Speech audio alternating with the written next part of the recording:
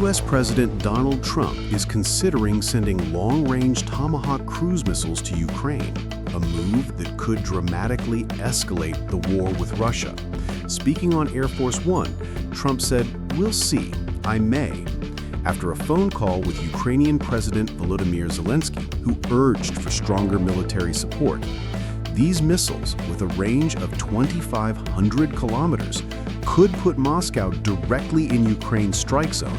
The Kremlin has called this an extreme concern, warning it would view the launch as a major threat since it can't tell if Tomahawks carry nuclear warheads.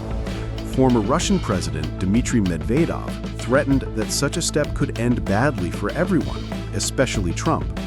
Trump's tone toward Russia has hardened as frustration with Putin grows, and his special envoy has hinted at strikes deep inside Russian territory. This could be one of the most critical turning points in the Russia-Ukraine conflict. Clashes in Gaza City between Hamas security forces and the armed Dugmush clan have killed at least 27 people, marking one of the deadliest internal conflicts since Israeli operations ended. Heavy fighting broke out near the Jordanian hospital, where Hamas surrounded Dugmush gunmen entrenched in a residential block. The Dugmush family has a long history of tension with Hamas.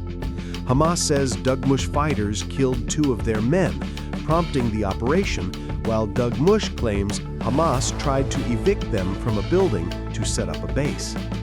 About 7,000 Hamas security members have been recalled to regain control over areas vacated by Israeli troops. Hamas warns any armed activity outside their framework will be dealt with firmly. The U.S. dollar rose against major currencies after President Trump softened his trade war rhetoric with China, easing recent tensions. Following Trump's announcement of 100% tariffs on Chinese imports, the dollar initially weakened, recalling April's Liberation Day market turmoil. But after Trump's calmer message and reassurance that he wants to help China, the dollar strengthened again.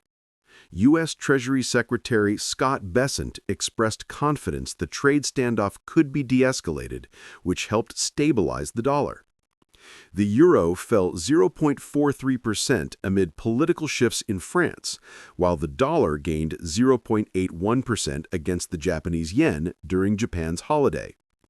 The Australian dollar rallied 0.65% as risk appetite improved, while the British pound weakened 0.25%.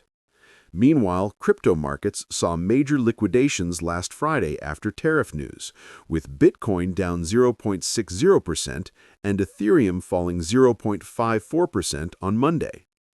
Overall, the dollar remains a safe haven amid uncertain global trade dynamics.